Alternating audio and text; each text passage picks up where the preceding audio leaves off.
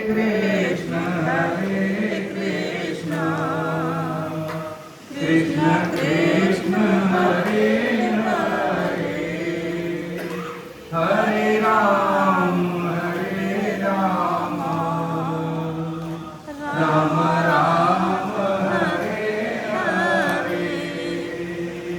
हरे, हरे कृष्ण कृष्ण कृष्ण हरे हरे, हरे राम हरे हरे, हरे कृष्ण कृष्ण कृष्ण हरे हरे, हरे राम राम राम हरे हरे, हरे कृष्ण कृष्ण कृष्ण हरे हरे, हरे राम राम राम हरे हरे। सुबह सवेरे करते राम प्रभु, करते हैं हम शुरू आज का काम प्रभु। सुबह सवेरे करते राम प्रभु, करते हैं हम शुरू आज का काम प्रभु। शुद्ध भाव से तेरा ध्यान लगाए हम, विद्या का वरदान तुम्हीं से पाए हम। तुम्हीं से है आवाज, तुम्हीं अंजाम प्रभु, करते हैं हम शुरू आज का काम प्रभु। गुरुओं का सत्कार कभी न भूले हम, इतना बड़े महान गगन को छू ले हम। तुम्हीं से है हर सुबह, तुम्हीं से शाम प्रभु, करते हैं हम शुरू आज का काम प्रभु। सुबह सवेरे लेकर तेरा नाम प्रभु, करते हैं हम शुरू आज का काम प्रभु। हरे हरे वसुदेव सुतं देवं कंस चारूढमर्दनं, देवकी परमानन्दं, कृष्णं वन्दे जगद्गुरुं, श्रीकृष्णं वन्दे जगद्गुरुं। हरे कृष्ण। आप सभी वैष्णवजनों के चरणों में दंडवत प्रणाम। हरे कृष्ण। नारायणं नमस्कृत्यं नरं चैव नरोत्तमं, देवीं सरस्वतीं व्यासं ततो जयमुदीरये। हरे हरे भगवान इंद्रेश्वर के आश्रम में माता सरस्वती भगवान वेद व्यास जी की कृपा प्रसाद से परम सत्य स्वामी जी का जो वाणी प्रसाद है, साधक संजीवनी के आधार पर गीता का स्वाध्याय करते और वे इस बात नहीं है बहुत धन्यवाद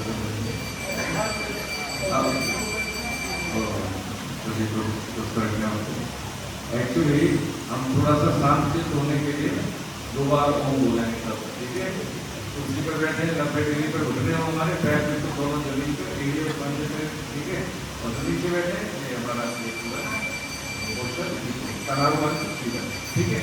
करें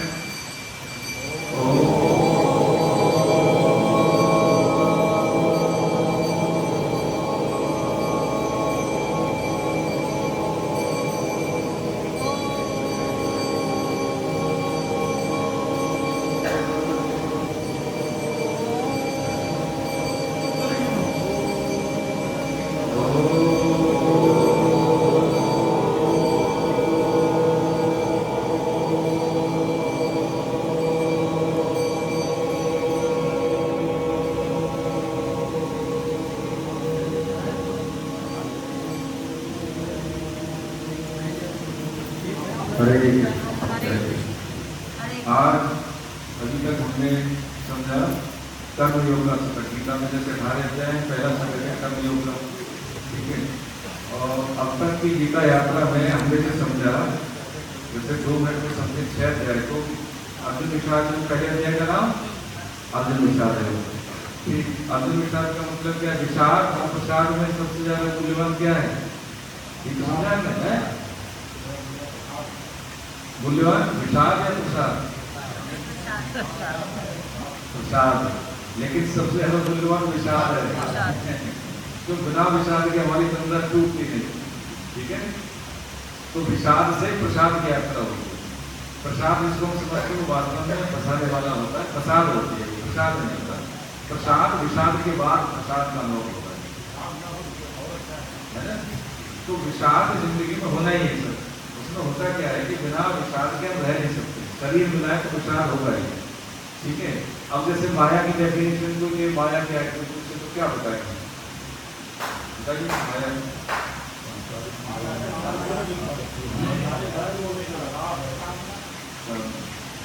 माया का मतलब होता है कि सब को, जैसे किसी को हम अपनी बात है कि हम ये जानते हैं कि शरीर एक पर्टिकुलर समय के लिए, हम ये जानते हैं कि हमारे साथ सब कोई नहीं रहने वाले सिवाय ईश्वर के। ईश्वर से तो ईश्वर ही है ना, कि जीव कहाँ जा रहा है, कहाँ से आया है उसको पता है, हमें भी नहीं मालूम है। तो ये सब क्या है कि हमारे अपने हैं, लेकिन कर्म की यही समझेंगे बाद कि जो हमारे परिवारी जन हैं, बच्चे हैं, रिश्तेदार हैं, देश है, समाज है, इससे यही क्यों मिला है। तो माया क्या है कि हम जानते हैं कि ये रहने वाला नहीं है, लेकिन फिर भी ऐसा समझते हैं कि सदा रहेगा। ये जानते हैं कि मेरी आयु मान लीजिए 100 साल है, हमें नहीं पता है लेकिन मान लेते हैं। सिद्धांत में मनुष्य की 100 वर्ष रही गई है और मैं 52 साल का हो गया पूरा। ठीक है, जुलाई में 52 साल हो गए हमारे पूरे। तो अब मुझे कम से कम ऐसा लगता है कि वही 100 में से तो कम हो ही रहे हैं, होने की बात। तो बस ये है कि बड़ी चालाक है ये जिंदगी कि हर रोज क्या करती है, कल आने के लिए मेरी जिंदगी छीनती जाती है, पेंसिल की तरह घिस रही है धीरे धीरे। तो माया यही है कि हम जानते हैं कि हम सदा रहने वाले नहीं, तब भी विवाह ऐसे करते हैं कि शायद हम बहुत नहीं रहेंगे, हमेशा रहेंगे। यही माया है। हाँ, तो इसमें ये आज हमने जैसे पहले अध्याय में जो विषाद है, जब तक जीवन में कभी किसी को कष्ट नहीं आए, विषाद नहीं है, तब तक वो किसी को समझता नहीं। हमारी इंद्रियां ऐसी रहे जैसे जवान अवस्था में रहती है, तो वृद्धावस्था का अनुभव देके वो बुजुर्गों के साथ व्यवहार करके ठीक से काम करता नहीं, उनके साथ व्यवहार ठीक से नहीं करता है। तो विषाद का मतलब क्या है? जब तक जीवन में कोई प्रतिकूल परिस्थिति न आए तब तक हम चीजों को समझने का प्रयास नहीं करते, है ना। आध्यात्मिक जीवन में सिखाते हैं छोटी से छोटी वस्तु या छोटे से छोटे जो समाज में जिसको अकिंचन प्राप्त व्यक्ति है उसके साथ कैसे पेश आता है, ये अध्यात्म में देखा है। ठीक है, जब विषाद होता है तो व्यक्ति देखता है कि मेरे इतने साधन हैं, मेरे पास संपन्नता है, मेरे पास संबंध है, मेरे पास ऐश्वर्य है, फिर भी मैं इस परेशानी से निकल कर नहीं रहा हूँ। तो फिर वो उपाय ढूंढता है, सांसारिक भी और आध्यात्मिक भी। लेकिन सब सांसारिक ढूंढने के बाद क्या, फिर आध्यात्मिक है कि हम जब पता टेकेंगे, कहीं किसी के पास जाएंगे, है ना, ये होता है ना। ऐसे ही अर्जुन का मतलब क्या है कि अर्जुन कौन है? अर्जुन हम बोल सकते कि नहीं है? अर्जुन हमारे तो हम बन सकते हैं कि नहीं? वास्तव में हम भरे हुए सब, मनुष्य शरीर मिल गया तो अर्जुन भरे हुए। लेकिन क्या है कि अर्जुन ने जैसे माना, अर्जुन ने क्या माना? भीम ने माना, युधिष्ठिर ने माना, दुर्योधन ने माना, नहीं माना। किसने माना? अर्जुन ने माना। इसलिए अर्जुन अर्जुन है। हम भी ये मान लेंगे तो हम भी अर्जुन है। देखिए केंद्र में यदि ईश्वर रखेंगे तो संसार माया ये प्रभाव नहीं डालती। जैसे हमने समझे ना पिछली क्लास में, जैसे कोई प्रतिष्ठित स्टेट का व्यक्ति जिसको भी मान लें, सीएम को मान लें, है ना, ये उनका हमारे पास वर्ग है, सीधा टॉप हो गई, जैसे आपने जो भैया की हमारी हो रही है, तो शायद प्रोटोकॉल हमें कोई निभाने की जरूरत है, कोई जरूरत नहीं। ऐसे ये माया भगवान की है, जैसे विधान सरकार में सीएम का है, ऐसे ही माया का विधान क्या, भगवान का विधान है। तो जो उनके आश्रित है उस पर प्रकृति के नियम लागू नहीं होते। आप मांगिए, आप कामना करिए, कोई दिक्कत नहीं। तो हम उसके है ना, एक चीज आगे बढ़ने से पहले जब हम ये समझ लेते हैं कि सृष्टि में हमें क्या मिलता है, हवा, पानी, धूप, इसका कोई विकल्प नहीं है, लेकिन मुफ्त में मिल रहे। अच्छा, और हमें कोई वस्तु चाहिए जैसे आटा, दाल, चावल, या कोई मान लीजिए कोई सुविधा संपन्न से एसी, तो उसके लिए क्या धनबल चाहिए, धनबल चाहिए। ठीक, अब जैसे ही हमारी कामना पूर्ति ऐसी हो जाए कि जो ढंग से नहीं आती, तो क्या करते हैं कि आप क्या चाहिए, भजन बल, किसी ऋषि का, किसी तपस्वी का होता है ना, सिद्ध महापुरुष का। तो जब हम सांसारिक चीजों के लिए या तो धनबल चाहिए क्या धनबल नहीं तो क्या करेंगे, भैया बड़े भैया इनकी दुकान है भाई इनसे ले लेंगे, संबंध ले लेंगे। तो दो चीजों से मिलती चीजें सांसारिक, या तो धनबल या संबंध का बल। ठीक है, ऐसे ही यदि हमें आध्यात्मिक चिंतन के विकास में या तो भजन बल हो, और जब भजन बल नहीं है तो संबंध का बल स्वीकार करें। जैसे कि अर्जुन ने स्वीकार क्या किया, संबंधी तो स्वीकार किया था कि आप मेरे शखाए हैं, आप मेरे गुरु हैं। उन्होंने कभी नहीं कहा कि आप मेरे शाले हैं, ये तो हम जानते हैं। उन्होंने क्या कहा, आप मेरे गुरु हैं, आप मेरे शखाए हैं, यही तो कहा। तो संबंध के बल से क्या होता है कि दुकान पर अपनी जो दुकान है भाई, बड़े भाई की दुकान है, हमें तो मिल जाएगी चीजें। यही चीज है, यदि हमें मांगना है तो भगवान से मांग लेंगे, कोई बात नहीं है। लेकिन उसमें ये सुविधा रहेगी कि यदि हमारी हित में चीज होगी तभी पूर्ति करेंगे, नहीं तो नहीं करेंगे, यही लाभ है। अरे भाई बड़े भाई की दुकान है, आप मान लीजिए शराब का ही बात, आपकी दुकान है और मैं शराब की मांग करूँ तो आप बांट सकते हैं किसी को, लेकिन आप मैं आपका अपना को बोलेंगे नहीं ये निषेध है, इसको नहीं कीजिए। भगवान की सृष्टि में अच्छे बुरे सारी चीजें हैं, लेकिन जो उनके आश्रित है, शुद्ध बुद्धि वाला है, यदि वो गलती से भी गलती करेगा तब भी उसकी गलती को वो नहीं करेंगे, वो मानेंगे नहीं। भाई एक साहब जब जो फेल हो गए आपके उसमें एयरपोर्ट के पायलट वाले, पता है सबको, आप जानते हैं, तो सुसाइड करने जा रहे थे। तो शिवानंद स्वामी मेरे ऋषिकेश में जो देखा ना, तो ऊंचाई से उतरते जा रहे थे गंगा में, उन्होंने रोक किया और उन्होंने कहा अरे भाई ज्यादा लंबा नहीं करने इस चीज को। उन्होंने मना किया और बताया कि तेरे हाथ से कोई बड़ा काम होने वाला है भैया, तो कहाँ कम में संतुष्ट हो रहा है। हकीकत में हम सबकी वही आदत है कि जैसे हम ग्रूमिंग करते हैं, पढ़ाई लिखाई करते हैं, लेकिन क्या करते हैं, कम में संतुष्ट हो जाता है। जरा से सुनता की कम में संतुष्ट हो गए और वही बनती रहेगी। भाई एम एस धोनी को सब जानते हैं, पीटी बन के रह जाता और वो रिस्क नहीं लेता, क्विट नहीं करता उस नौकरी से, तो धोनी को कौन जानता बताइए, उनकी बात है। सचिन तेंदुलकर के पिताजी यदि वहीं पर 10वीं 12वीं में देखते, लेकिन उसकी रुचि नहीं पढ़ते बच्चे की कि ये खेल में ज्यादा रुचि रखता, तो वही उन्होंने उसको प्रमोट कर दिया। तो सचिन को कोई विश्वास नहीं होता, नहीं होता। हम सब में अलग अलग प्रतिभाएं हैं, कोई भाषा भी बनेगा नहीं आता उसको ऑटोमेटिकली कोई दिक्कत नहीं करती, उसको भाषा आती है, ठीक है भाषा भी करना है। वो कल्पनाशीलता में कितने लोगों का कल्याण कर देगा, भाषा से तो करेगा ना। अरे इंजीनियर उसके अधीन हो जाएंगे, उससे मोटिवेशन लेंगे कि भैया बताओ क्या है। हर व्यक्ति अलग अलग कर सकता है, हम कम में संतुष्ट हो जाते हैं, पहली बात। दूसरी बात क्या है, दूसरी बात यह है कि हम अपनी क्षमताओं का सदुपयोग नहीं करते, मेहनत नहीं करते। यही चीजें करनी होगी समझेंगे। तो पहले अध्याय में विषाद की बात हुई है। विषाद जब होता है तो हम कहाँ करते हैं, जहाँ पर हमें जुड़ना चाहिए। कैसे जुड़ना चाहिए कि हो सकता है मेरी बात समझ में ना आए भाई साहब की, लेकिन उन्होंने मेरी बात सुनी, मुझे उन पर विश्वास है, कभी नहीं गया, तो मुझे आप बताइए।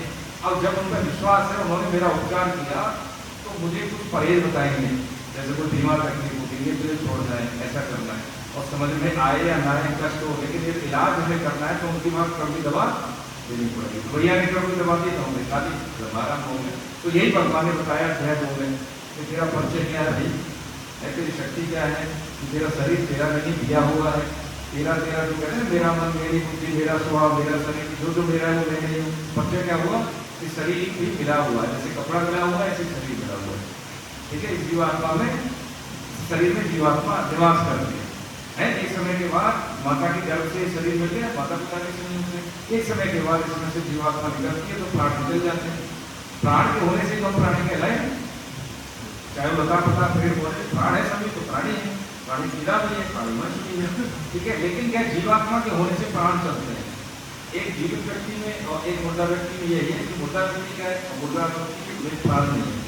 जीवित व्यक्ति सो रहा है, लेकिन प्राण के होने से उसकी श्वास प्रश्वास के कारण जीवित है, उसमें प्राण नहीं, इसलिए वो मरता है। यही तो हाँ।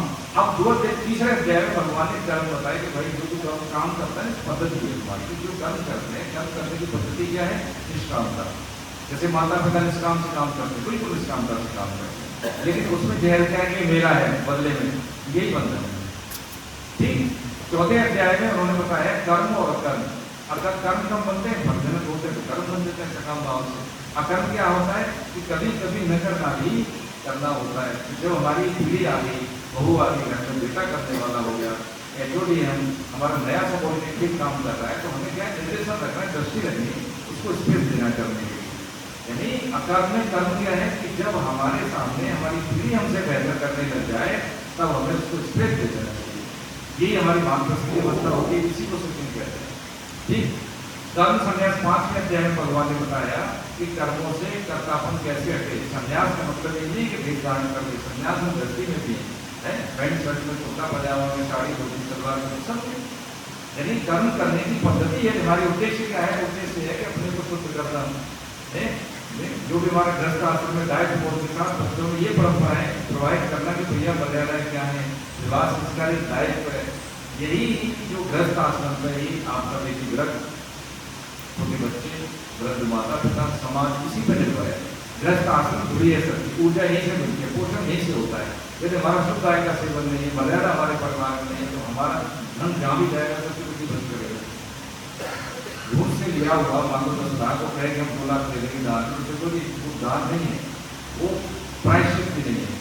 वो जहाँ जाएगा वो धन उसकी बुद्धि खराब करेगा। अब सब जानते हैं जैसा कहे तो वैसा रहेगा। महात्माओं का भजन खराब कर देता है। शुद्ध मेहनत की कमाई से 2 रुपये भी देते हैं, किसी को 10 रुपये भी देते हैं, वो आपका भी भला करेगा, जो उसका यूज करेगा उसकी बुद्धि शुद्ध करेगा। छठवें अध्याय में भगवान ने बताया जो ये उपदेश दिया है ये धनादन उपरे कहते हैं।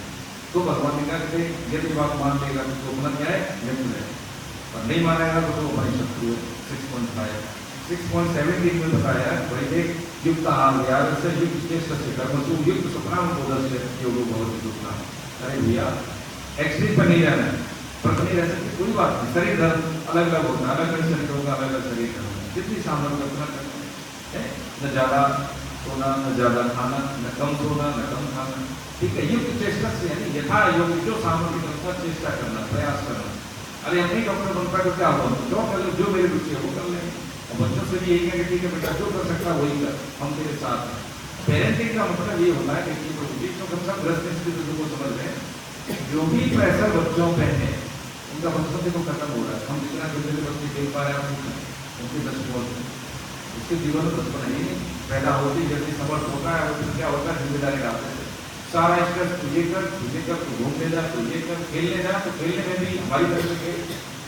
कौन सा खेल इच्छाओं को खेलेगा, काय को खेलेगा भाई, जो इच्छा होंगे युक्त चेष्टा से, यानी जो हमारी चेष्टा है जितनी सामर्थ्य है उतना उसको प्रमोट करना। उससे यही कहना है कि जो कर सकता है वो कर, तू बेस्ट है। भगवान की अमूल्य करती है भाई। आप देखें उसको, हम चाहे हमारी जैसे है तो हमारी जैसा बन जाएगा, वो हमसे आगे है, हम सब देखें तो बच्चे हमसे आगे बढ़ते हैं। क्योंकि जितना बायोलॉजिकली माता पिता ने जो जीन आपको सब जानते हैं, जो क्षमता है उसकी सिम के रूप में उतना खाता है, पीता है, सोता हमारे साथ, तो हमारे पास जो है ऑटोमेटिकली उसके पास प्रमाण क्या है, जो हम बोलते हैं वही भाषा बोलता है। अब क्या है कि उसको एक्स्ट्रा देना क्या है कि वो अपना प्लस हमारा दोनों हमसे आगे है। उसको क्या करना, केवल वातावरण देना है, खान पान सोचा उसको मजा बताना है, उसको समझाना, उसके साथ रहना, उसके काम करने। एक समय के बाद वो समझ जाएगा। टेंशन है देने का, टेंशन देने का बहुत आसान जीवन है, लेकिन बच्चों को लेकर ज्यादा टेंशन रहते हैं, जो रहते हैं तो तोड़ लेते हैं। और क्या कि हम कुछ किए नहीं, अब हमें लगता है हम ज्यादा जानते हैं, हमारी बात मानी नहीं, ये गलत बात है। वो घर में रहता तो उसका नाम ज्यादा रहता हो, कितनी सुविधाएं हो लेकिन सुविधाओं को वो इंजॉय नहीं करता बात में, हम करते हैं। केवल आदत में रहती है मेरे पास ये नहीं, मेरे पास वो। देखो सुविधाएं घर में हो न हो, लेकिन व्यक्ति जब प्रकृति से जुड़ता है, जीवन के मूल्यों से जुड़ता है, तो उसको हवा का स्पर्श भी जीता है। हवा स्पर्श करती, हवा की स्वर्ण सुनता है, पक्षियों की चहचहाट, पत्तियों की सरसराहट सब सुनता है। हमने कभी सुनी नहीं, इसलिए हम शोर में रहते हैं, बहुत शोर में रहते थे, कभी एकांत कभी है कभी नहीं है ना। और वो इतना व्यक्ति जब जैसे हमने क्यों वो बोला, तो वो इसलिए बोला कि वो अनाहत ब्रह्म, जिसको कहते हैं अनाथ ब्रह्म। अनाथ किससे बना है, अनाहत से, यानी इसमें कोई घर्षण नहीं है। जैसे वो बोले कोई अंक लग रहा है इसमें, इस समय है ऐसे जीवन बड़ा निगमित है, बहुत बहुत शांत है जीवन। इसको क्या है कि हम कामनाओं लोगों के कारण इसको कष्ट में बना देते हैं। हम कभी शांत रहते नहीं, मजबूरी में शांत होते जो हो जाते हैं, थक हार के, कब शक्ति मिलती है शरीर को। ऐसे ही जब शरीर में अब जागृत अवस्था में है, यदि हम ये देख लें कि इसके बारे में हमें ये नहीं करना है, ये नहीं करना है, ये करना है, तो कम से कम शक्ति का क्षरण होगा। शक्ति का संचय ज्यादा होने से थकान नहीं होगी, बोध रहेगा। जैसे शांत जल है और साफ जल है तो उसमें सब दिखता है, चाहे किसी कलर की। ऐसे ही हमें अपनी शक्तियों का आवाज होता है कि मैं क्या कर सकता हूँ, ये काम पड़ा है लेकिन मैं कर सकता हूँ, ये काम पर अरे कोशिश करने में करो। 1 साल में हो या 10 साल में, जितनी क्षमताएं बढ़ेगी उतने बड़े काम, चाहे वो माताएं बहनें हो, हम में से कोई हो, भाई हो, बड़े हो, कोई भी हो, अवस्था कितनी की हो जाए, आप देखें कि ऐसे महापुरुषों में 60 साल है उन्होंने पूरे विश्व को चिन्हित किया है। आप देखिए प्रभुपाद स्वामी इस्कॉन के ठीक, और काम पूरे मतलब गीता को अंतर्राष्ट्रीय स्तर को उन्होंने पहुंचाया भाई, आप देखिए समझे, तो क्षमताएं हो जाती है। ठीक है, आप में से हैं कोई व्यक्ति तुम्हारे के जिन्होंने देखो वो क्षमताओं को सदुपयोग करना है। मैंने कभी नहीं देखा कि इस अवस्था में तो यही बैठे नाम लेना ठीक नहीं है, कि इस अवस्था में लोग क्या करते हैं, रिटायर होकर घर में बैठते हैं, 30-40 किलोमीटर गाड़ी ड्राइव करके जाना, लोगों को गीता के बारे में समझाना। ठीक है, लोगों को 15-15 दिन गर्मी में पंखा है, केवल AC कूलर भी नहीं है, जमीन पे बैठ के रहना। ठीक है, ये कभी तो दूसरों को ये ऑप्टिमम, ये क्या है, अधिकतम शरीर मिला है, जैसे हमारे पास मोबाइल है, हमारे पास AC है, हमारे पास गाड़ी है, तो सुविधा ऐसी शरीर है तो इसका सदुपयोग करना। जब हम ज़्यादा सदुपयोग करते हैं तो शरीर में उम्रजनित बाध्यताएं रहती नहीं, और एक कब होता है जब शरीर में दम है तभी होता है। देखो किशोरावस्था में सिद्ध वर्ग और शास्त्र वर्ग कि ये जो भगवान नाम की संकल्पना है, ईश्वर से जुड़ा है, तब होना चाहिए जीवन के आरंभ में। तो ये कर्म, हरे कृष्ण, कर्म योग का आज सिद्धांत हम समझते हैं। इसमें क्या है, हमें जब कभी कभी लगता है कि हमने तो बहुत अच्छा कर रहे हैं, ठीक है, पुण्य करते हैं, सदाचरण करते हैं, लेकिन फिर भी जीवन में कष्ट होते हैं। जो व्यक्ति दुराचारी है, नंबर 2 का व्यक्ति है, उसको सारी सुविधाएं, उसका नाम है, खेल है, हमारे साथ ऐसा करें तो बहुत सारे प्रश्न ऐसे आ जाते हैं। तो वो हम आज हम समझेंगे कर्म। ठीक है, आप अध्याय 18 का 12वां श्लोक निकालें, 18 का 12वां, हाँ, पूरा जो कर्मयोग एक ही श्लोक में भगवान ने समेटा है, तो आप देखिए से शुरू करते हैं। अरे अध्याय का 12वां मेरे पास दूसरी किताब ये है 309, पेज नंबर 309। ठीक है, पढ़िए सब, नहीं आता है तो ठीक है, उच्चारण तो दो है। अनिष्टमिष्टं मिश्रं च त्रिविधं कर्मफलं भवत्यज्ञानिनां प्रेत्य नातु सन्न्यासिनां क्वचित्। कहने कर्म फल का त्याग न करने वाले मनुष्यों को कर्मों का इष्ट, अनिष्ट और मिश्र ऐसे 3 प्रकार का फल मरने के बाद भी होता है, परंतु कर्म फल का त्याग करने वालों को कहीं भी सफल प्राप्त नहीं होता। इसमें देखिए, कोई भी हम एक्ट करते हैं उसके 3 भाग बताए। इष्ट का मतलब है अनुकूल, इसे कहते हैं शुभ, अनिष्ट का मतलब है प्रतिकूल, इसको कहते हैं शुभ, और एक है मिश्र यानी सुख दुख दोनों। तो इसमें भगवान बता रहे हैं कि सृष्टि में कोई भी कर्म ऐसा नहीं जो पूरी तरह से अनुकूल हो, कोई भी ऐसा नहीं पूरी तरह से प्रतिकूल हो। मिले जुले परिणाम वाले हर कर्म का परिणाम क्या होता है, मिला जुला होता है। तो मिला जुला कैसे होता है, देखो अब यहाँ से होता है, हमने PPT बनाया था कर्म योग में अलग गीता में से, जो अध्याय 18 का 12वां श्लोक है, तो साधक संजीव में बाबूजी अब देखेंगे किसी के पास साधक संजीव हमने किसके पास है, तो संजीव हम सभी लोगों के पास रखें भैया, साधक संजीवनी ले लीजिए, रखा है सब गीता पर इसमें है, बहुत बढ़िया से लोग हम मंगवा देंगे आप, लेकिन आप बताएं उचित मंगाएं। ठीक है, पहले तो आती थी, हमने तो 250 रुपये में लिए, करीब 1400 पन्नों की किताब है, लेकिन अब तो 450 की आती है। आप देखेंगे कि 100 पन्नों की किताब बच्चों के लिए तो नहीं, 250-300 की आती, 50 पन्नों की, ये है 1500 पन्नों की। ठीक है, लेकिन ये फिर भी 450 की। अगर मान लो 10-20 इकट्ठी मंगाएंगे तो उसमें 10% या 20% डिस्काउंट तो देने की कर घर में होना चाहिए होगा है। हाँ, तो आप बता दीजिए हम कितने, मेरे पास तो है लेकिन फिर भी मैं इनको रखता हूँ, मुझे चाहिए मंगाए कौन होता है, मेरे पास नाम नोट करवा दीजिए, जिसको मंगाना है घर में होना चाहिए। ठीक है, लोग घर में होना चाहिए। उसमें इसी श्लोक की व्याख्या 12 पन्नों में, एक होता है कि पन्ने 12 पन्नों में बहुत बड़ी व्याख्या कर्म सिद्धांत, इसी से हमने PPT बना के रखा है, और जो हमने जो करंट कंटेंट लिए ठीक है। तो इसमें हम समझेंगे जैसे हम कोई कर्म करते हैं, ठीक है, कर्म कितने प्रकार के होते हैं, पहले हम ध्यान से सोचेंगे। ये ऐसा है कि जीवन में हमारी जो अप्रोचेज है बड़ी प्रभावित इसी थॉट से होती है।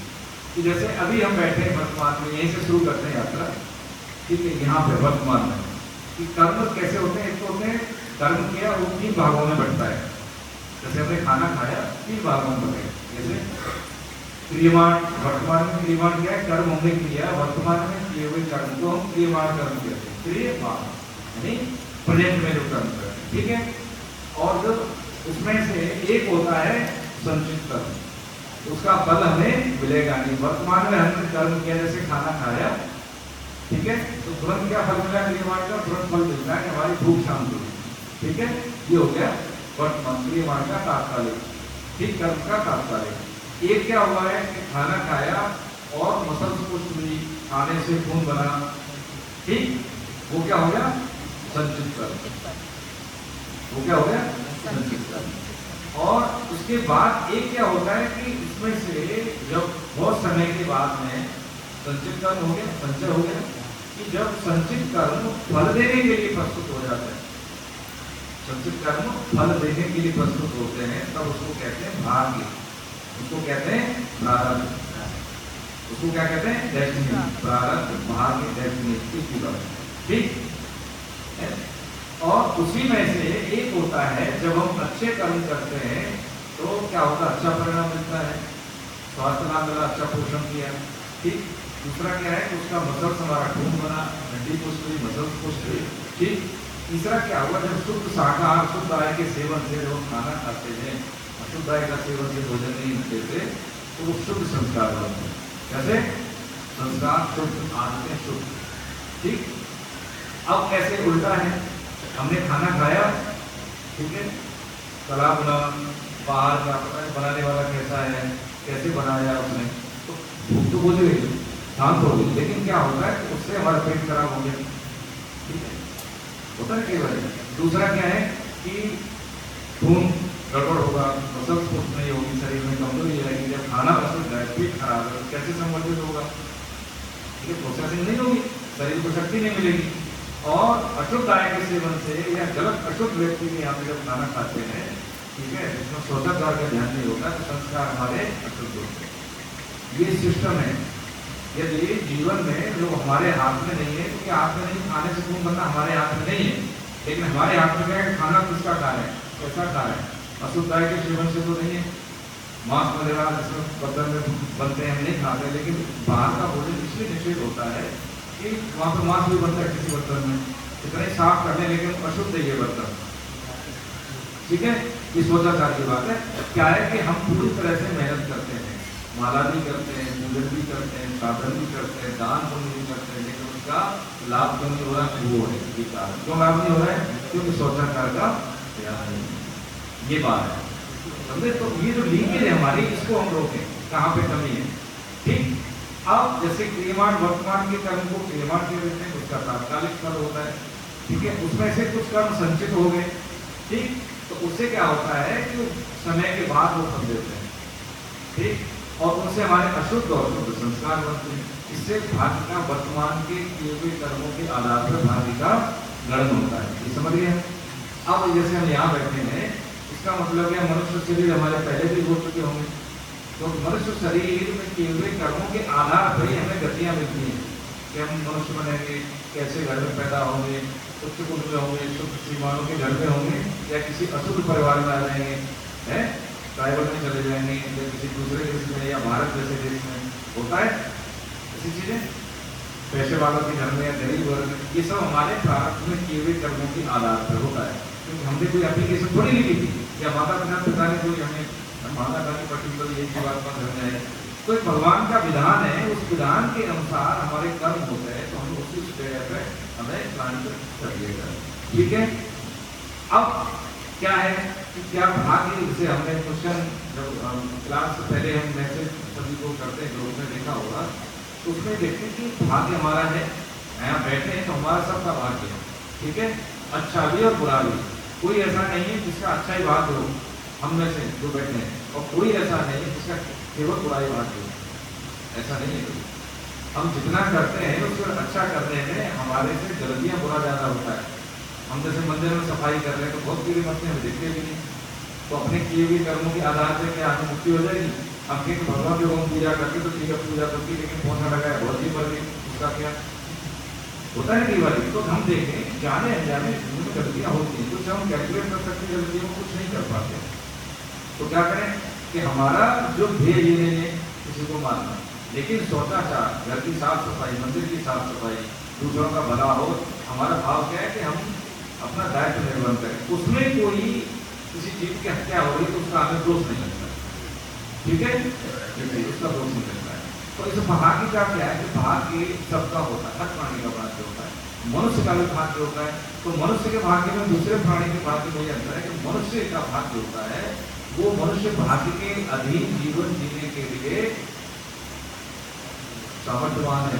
उसको जीवन जीने के आधार पर नहीं जी सकता कि भाग्य के अधीन जीवन जीना नहीं चाहिए। उसके सामर्थ्य कौन सी? विवेक की। हमने समझा है इंट्रो क्लास में, पहली क्लास में, विवेक और नवीन कर्म करने के कारण वो भाग्य के अधीन जीवन जीने के लिए मजबूर नहीं है, भाग्य को बदलने के लिए। भाग्य के अधीन जीवन जीने के लिए कौन है? लता पता, पेड़ पौधे, कीड़े मकोड़े, गाय है, बहुत आदरणीय प्राणी सब जानते हैं, लेकिन जब उसको कहीं दर्द हो रहा तो बता नहीं सकती, बनी हुई है, भीग रही है, कह नहीं सकते मुझे पानी की प्यास है, लेकिन हम कुछ भी कर सकते हैं, बोल सकते हैं, सुविधा इकट्ठी कर सकते हैं, पैसे नहीं है तो कर ले सकते हैं, किसी से मदद मांग सकते हैं। अब देखिए तो भाग्य के अधीन कौन जी सकता है? केवल वो निर्भीक प्राणी, जो मनुष्य नहीं, वो सब भाग्य के अधीन। और देखा जाए तो वही ज्यादा अनुशासन है। आपकी तो छोटी सी बात है कि विषय संगी मनुष्य ज्यादा है, कुत्ता बिल्ली बंदर, मनुष्य ज्यादा है। कुत्ता बिल्ली बंदर जो भी होते हैं, प्राणी होते हैं, कीड़े मकोड़े, केवल अपने घर बाहर आकर जो विशिष्ट होते हैं उन्हीं के साथ संयोग होता है, और किसी के साथ नहीं, और ऋतु काल में होता है और अन्य समय नहीं। लेकिन व्यक्ति के दिमाग में वासना भरी रहती है, मनुष्य के लिए समय पे प्राणी उठते, सब चिड़िया वो बंदर है ना, सुबह निकल जाएंगे, उसमें अपना खान पान, जब हम उठते हैं तब उनका नाश्ता हो जाता है, क्योंकि उनका शरीर पुष्ट रहता है। इसीलिए जैसे सूरज उगता है वैसे वैसे हम खाते हैं, भूख लगती है वैसे वैसे शरीर पचाने की क्षमता ज्यादा रखता है। सूरज उगने के साथ साथ जठराग्नि बहुत बहुत ज्यादा प्रबल होती है। कुत्ता को कभी गठिया हुआ, बंदर को कभी डायबिटीज हुई है, कुत्ते को दस्त लगे हों, है कौआ बुखार आया हो, ये कभी बीमार नहीं होते, क्योंकि प्रकृति की नैसर्गिकता के साथ वो रहते हैं। ठीक है, हमें जितनी भी सुविधाएं, दवाइयाँ हैं, बहुत सारी सुविधाएं, लेकिन फिर भी हम बीमार हैं। हॉस्पिटल बहुत खुल रहे हैं, फिर भी भीड़ रहती है। आप देखें ना कि जब खाने से ज्यादा, असंयमित होने से ज्यादा हम बीमार हैं। तो जीवन में जैसे ही अध्यात्म आता है तो हट्टों में होना शुरू हो जाते हैं, ये करना है, ये जरूर करेंगे, ये कभी नहीं करेंगे। ये क्या है? यही भाग्य को हराना है, यही भाग्य को हराना है। हाँ, भाग्य में क्या है कि जैसे मान लीजिए बुरा चीज है और वो स्पून है, भाग्य को प्रभु जैसे करते हैं कि भाग्य को प्रस्तुत करने के लिए, उसका सुख भोगने के लिए ऐसी स्पूर्णाएं आएंगी। किसी से लड़ाई कर रहे हैं, ये व्यक्ति बढ़िया बैठ रहे हैं, इसे देख के बुरा लग रहा है, तो हम सब बोल सकते हैं, लेकिन हमें विवेक है ना, चेक पॉइंट विवेक प्रबल है, तो कहेंगे नहीं क्यों बोल रहे हैं, बेकार की बात में, तो बड़े उम्र में जो बात होगी तो ऐसी बात करेंगे तो। लेकिन ऐसा हम नहीं करेंगे तो बोल देंगे अरे आप पढ़े हैं, आपको दिखता नहीं, ऐसा करना चाहिए आपको। गलती किसी से हो सकती है, लेकिन भैया ऐसा ठीक नहीं, आप पढ़े हैं, क्या बोल सकते हैं, ये भी बात है। लेकिन अब कहने का बदल गया ना, तो हमने जो स्पूर्णा मिली भाग्य के अनुसार उस स्पूर्णा को हमने बदल दिया। ये नहीं कर सकता, कुत्ता नहीं कर सकता, बंदर नहीं कर सकता, शेर नहीं कर सकता, कोई हिरण का बच्चा है उसको नहीं खाना चाहिए, खा देगा। तो उसमें उसको दोष नहीं लगना, क्योंकि वो भाग्य के अधीन योनि है, हम भाग्य के अधीन योनि। एक बड़ी बात समझे तो क्या है कि जब क्रियमाण कर्म जब कर्म करते हैं तो वर्तमान में क्रियमाण, उस वर्तमान में किए हुए कर्म से एक बार संचय होता है, उसको कहते हैं संचित कर्म। जब संचित कर्म फल देने के लिए प्रस्तुत हो जाते हैं तो उसको कहते हैं भाग्य का उदय हुआ, तो भाग्य। ठीक है, तो अब क्या है कि मनुष्यों ने कैसे मिलती है कि हमारे बहुत सारे जन्म हुए, तो बहुत सारे संचित कर्म डिपॉजिट जमा है, उसमें से क्या करते हैं कि उसमें से ये करते हैं कि जब जीव जैसे अधो योनियों में जाता है तो सुधरता है, शुद्ध होता है। तो जैसे मान लीजिए कुत्ता है, बंदर है, लता पता, पेड़ पौधे, कीड़े मकोड़े हैं, ये भोग रहे हैं, तो भोग के जैसे जेल में जेली क्या करता है, कैदियों को रखता है, सजा देता है, बाहर नहीं जाता है, तो उसके बाद एक समय के बाद उसको बाहर निकालते हैं कि नहीं निकालते हैं। ऐसे ही ये जेल है, अधो योनियां, अधो शरीर मिलते हैं, जेल है भाई, है ना, इसमें से जीव शुद्ध होता है। तो भगवान क्या करते हैं, मौका देते हैं उसको, तो जो उसने भोग लिया है उसमें नवीन कर्म तो कुछ उसने किया नहीं, तो उसको विवेक नहीं था, वो शुद्ध हो गया तो मौका देते हैं तो जो डिपॉजिटरी में था सुख दुख बराबर लेते हैं, सुख भी लेते हैं दुख भी लेते हैं और बराबर उसको मनुष्य शरीर देते हैं। तो सुख दुख बराबर देने के बाद जो शरीर मिलता है तो वो मिलता है मनुष्य शरीर।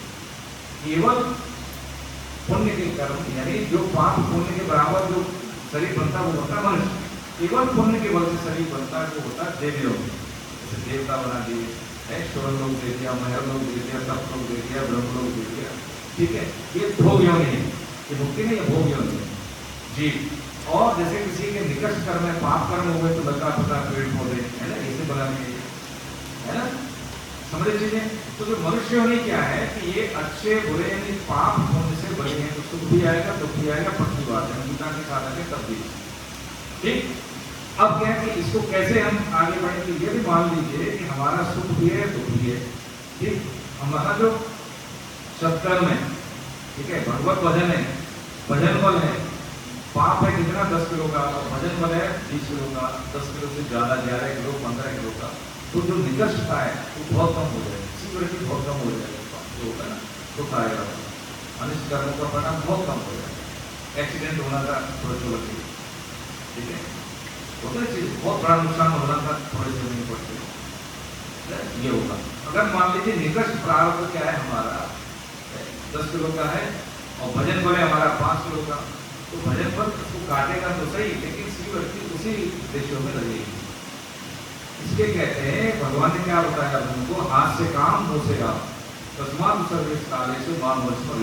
अब देखिए बिल्कुल भौतिक बात हो रही है, ध्यान की बात नहीं हो रही, क्या घर गृहस्थी में कैसे सुखी रहे, कैसे हमारे जीवन सरल रहे, वो बात हो रही है। कि एक तो गलती से भी जैसे मान लो व्यवसाय करते हैं तो कभी भी हमें मार्जिन तो लेना नहीं, स्टाफ रखते हैं, साधन लाने ले जाने में खर्च होता है, घर का पालन पोषण माता पिता बच्चे सभी के और समाज का भी दायित्व है। जो भी हम निर्धारित रखते हैं वो अपना रखें कि भाई 10 रुपये की चीज मिली है उसको हमें 12 में बेचना है, बेचना है, लेकिन उसके बाद जैसे अवसर का लाभ लेके किसी की मजदूरी का फायदा लेके करना वो निकट कर बनता है। आय तो हमें कहीं ना कहीं से लेनी है कि नहीं लेनी, ये जरूर है। उसमें एक भैया से जानने वाले हैं, दिल्ली की बात बता रहे हैं, दिलप्रीत है, हमने कुछ उसकी दुकान से सामान लिया, तो हमने कहा यार ये जो चीज़ आप हमें दे रहे हैं, ये तो आप जो 150 रुपये में देते हैं आप हमें 100 रुपये में दे रहे हैं, ठीक है, मुझे आप ऐसा ठीक नहीं लगता, आप अपना तो मार्जिन दे दीजिए। कि नहीं भैया ये मैंने इसमें अपना मार्जिन भी ले रखा है, क्यों, देखो इसमें आप जानिए ये शोरूम बड़ा है मेरा, इसमें बहुत सारे स्टाफ हैं, ठीक है, 25 लोग हैं मेरे स्टाफ में, तो उनकी संख्या है, तो कुछ सुविधाएं हम उनको बोनस भी देते हैं, सब कुछ देते हैं, तो इसमें क्या है कि मेरा रेशियो रहता है, AC का खर्चा है, ठीक है, और ये जो किराए की दुकान है इतना करोड़ों रुपये का मैं क्या करूँगा इन्वेस्ट करके, किराए के लिए रखना है, इसका किराया भी, और इसमें मैंने लिया क्या है, इनका नहीं लिया, मैंने लिया है क्या तो बच्चों का लिया है, इसमें भी मेरे 500 रुपये मैंने इस हिसाब से ले लिए, तो मैंने कि 500 रुपये का गोल था, देखो उसमें बड़ा अच्छा लगा मुझे, मुझे आगे बात याद आगे जो बता रहा हूँ, उन्होंने बोला 500 रुपये इसलिए लिया है क्योंकि मेरा दायित्व तो आप मेरे मित्र हैं और वो मेरे संतान हैं, तो मैं उनके साथ अन्याय करूँगा ना, क्योंकि जब घर से निकला हूँ तो उनके लिए क्या है कि मेरा जो साधन है सुख भी रहे, और जो दायित्व है मेरा उस दायित्व निर्वहन के लिए मैं अपनी मर्जी से किसी को वोट में नहीं दे सकता, जो मेरे पास दायित्व है, बिल्कुल अच्छी बात है ना। तो ये सिद्धांत जब हम बनाते हैं तो उस सिद्धांत का जब हम अनुपालन करते हैं तो उस सिद्धांत के अनुपालन के कारण वो हमारी क्या बन गया, कॉन्स्टिट्यूशन बन गया, कि भारत के संविधान की एक नागरिकता है, उसका अनुपालन कर रहे हैं, हमको दोष नहीं लगेगा। ऐसे जो भगवान के जो विधान के अनुसार हमने कुछ अपने लिए आचार संहिता बनाई है, ठीक है, सिद्ध मत, तो उसके अनुपालन में हमें बिल्कुल दिक्कत है, लेकिन उसके वायलेट करते हैं तो फिर प्रॉब्लम है। तो ये तो हमने क्या समझी, ये हमने समझी कि भाई ये जो पाप होने से हमें शरीर मिला है, अब इस शरीर में सुख दुख आते हैं, तो दुख को परास्त करने के लिए भगवान ने क्या दिया, हाथ से काम मुंह से काम, तो निकट प्रारब्ध हमारा निकलेगा यहाँ पे, ठीक है। जब निकट प्रारब्ध निकल गया भजन बल के साथ साथ जब हम आगे बढ़ते हैं, अब क्या होता है कि भाई संचित में से कुछ ही तो निकाला है भगवान ने। अब यह सवाल होता है कि उससे जो महापुरुषों को भी कैंसर हो गई, बीमारी में प्रेमानंद जी महाराज को आप सब जानते हैं, अब उनका क्या है, उनका ये है कि देखिए जैसे धनुष से बाढ़ निकल गया तो वो तो कहीं ना कहीं लगेगा, नुकसान करेगा, तो जो प्रारब्ध शरीर को दे दिया है, ये सुख है ये दुख है, ठीक है, वो तो मिलेगा, लेकिन सीवियरिटी कम करने के लिए भजन बल क्या है कि देखो आज भी दाढ़ से सेव नहीं करें, ठीक है, स्वस्थ व्यक्ति की जीवन चर्या नहीं होगी जितनी कुंभ की है। दूसरी बात देखिए इस सुख सुविधाओं के नाम पर क्या है, अब मिल गया, नहीं तो हमने जब देखे थे जाते थे उनके पास तो कुछ भी नहीं था, ऐसी जमीन पर बैठते थे हम भी, और फिरनी थे भी, तब भी उनके पैरों में इतनी मतलब आधा सेंटीमीटर मोटी वो जमी रहती थी धूल स्लीपरों पर, ठीक है। सर्दी में केवल एक लंगोटी हल्का सा होगा उनको। आज तो भगवान ऐसी स्थिति में लोग बताइए, तो ये क्या भजन पद का परिणाम है। और करोड़ों लोगों का आप लाभ देते हैं, वो करोड़ों लोगों को लाभ मिलता है, चाहे हिंदुस्तान का हो या दूसरे देश का हो, तकनीकी प्रभाव से मोबाइल के माध्यम से यूट्यूब पर सब सुनते होंगे, है ना। आप देखिए यही चीज हम कर सकते हैं सभी अर्जुन ने, भाई भगवान ने तो अर्जुन बना के भेजा है, लेकिन हम मान लेंगे तो हम अर्जुन जिएंगे, और नहीं मानेंगे तो कोई मतलब नहीं। आगे बढ़ते हैं। आगे का मतलब देखिए ये था कि कर्म 3 प्रकार के हो गए, क्रियमाण कर्म हो गए और संचित कर्म, उसके बाद होता है कौन से प्रारब्ध। संचित कर्म जब फल देने के लिए प्रस्तुत होते हैं तो वो प्रारब्ध का ही ग्रहण करते हैं, उसी को भाग्य कहते हैं, ठीक। अब फलजनक क्या, इसमें क्या समझे कि मनुष्य जीवन में किए हुए कर्म ही फलजनक होते हैं, ठीक। हमें सजा मिली है, हम कह रहे हैं हम बहुत अच्छे काम करते हैं, तो पक्की बात है सजा मिल रही, तो गुनाह भी हमसे कभी न कभी हुआ है। तो अब क्या करें, तो भगवान ने ये सलाह दी कि भाई देखो ये जो जीवन है ना, ये वाला ये अंतिम जीवन है हमारी तरफ से। मनुष्य जीवन क्या है, ये अंतिम जीवन है। कैसे, तो जैसे मान लीजिए इस चीज को थोड़ा सा स्थित होकर हम समझें कि हमें लगता है कि हम कोई भी सामाजिक कार्य हम कर रहे हैं, दान पुण्य कर रहे हैं, ठीक है। दान पुण्य करना क्या है कि फलजनक होता है कि भाई हमें लोग जाने, फलजनक है, सकाम भाव से है, ठीक है। हम किसी अनाथ आश्रम को दान दे दिया, संपत्ति दान दे दी, संसार की पूरी सृष्टि दान में देने से क्या लाभ है और भगवान का भजन करने से क्या लाभ है, ये हम समझते हैं, ठीक है। संसार में 1.5 पाप है, 1.5 पुण्य, समझ रहे चीजों को, 1.5 पाप 1.5 पुण्य। एक पाप क्या है, एक पाप है भगवान से विमुखता, ईश्वर में विश्वास नहीं, एक पाप है। और जितना भी हम निकृष्ट से निकृष्ट पाप करते हैं वो आगे नहीं आता है, ठीक है। अब देखें कोई कह के हम कहते हैं कि देखो जी हमें तो कर्म पर विश्वास रखते हैं, किसी का दिल मत उठाओ, माता पिता की सेवा करो जो भी मन पड़े है, और बस जो है कि भगवान कर्मों ये कर्म किए जा सकते समझ के लिए कर्मों में ऐसे कैसे लोग, क्योंकि ये बहुत भूल है। इसमें कॉन्सेप्ट में हम समझे कि यदि हम कर्म तो सभी करते हैं, भाई अच्छे कर्म करते हैं अपने जाने, लेकिन कर्म कैसे करें इसके लिए गीता पढ़ना जरूरी है, पहली बात। दूसरी बात क्या है कि यदि भगवान की सम्मुखता हम स्वीकार कर लेते, सम्मुखता का मतलब क्या होता है तो बताइए, सम्मुखता सन्मुख हो जीव हो या भाई जन्मभूत योजना, सम्मुखता का मतलब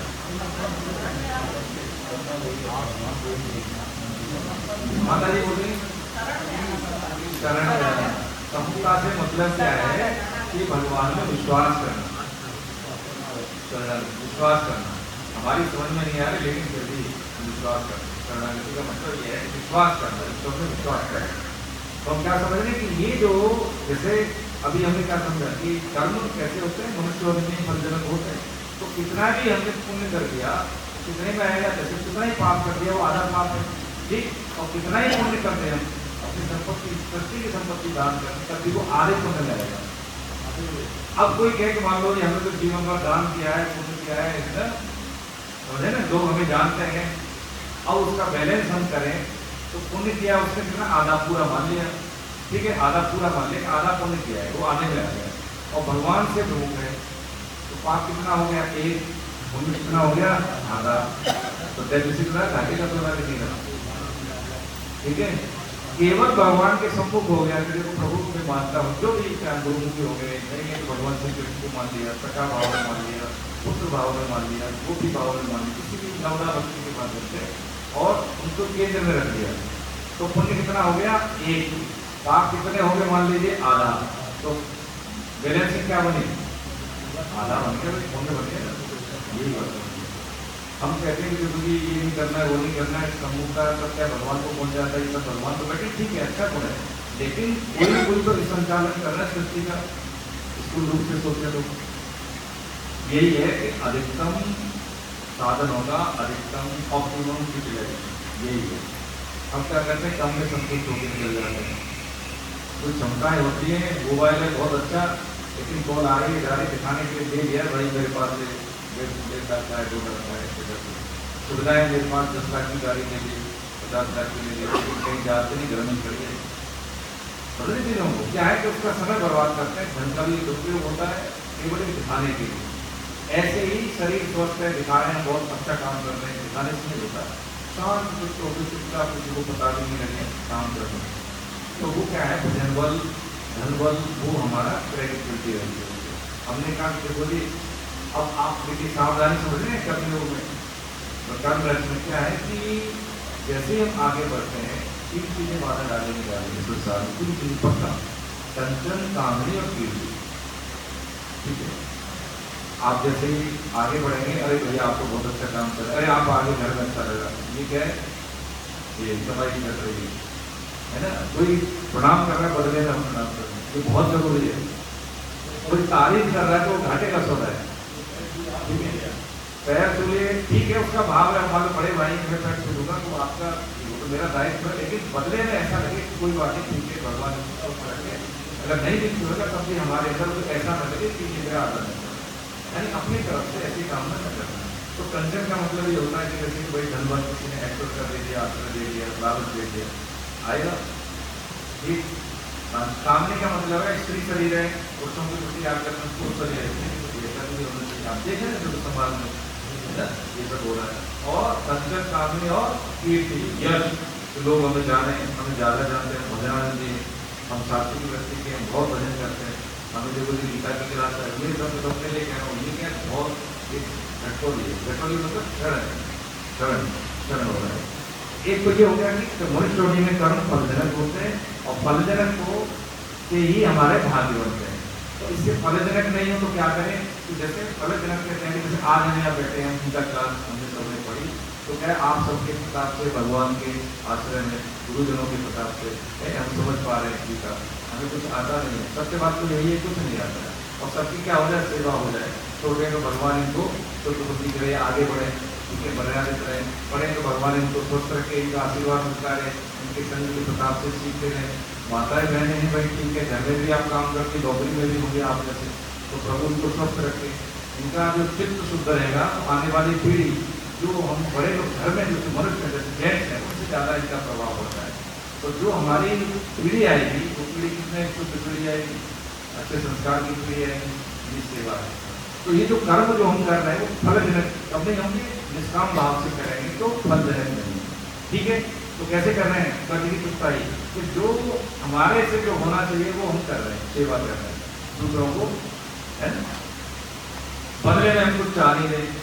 तो यानी पुराने ऋण की चुकताई तो वही संतान आ रही है, समाज की सेवा करना है, माता पिता बच्चे भाई बहन जो भी संबंध, और बदले में हम कुछ चाहिए नहीं, तो पुराना कर्ज चुका रहे हैं, ठीक, और नया हम कुछ ले नहीं रहे, ठीक है।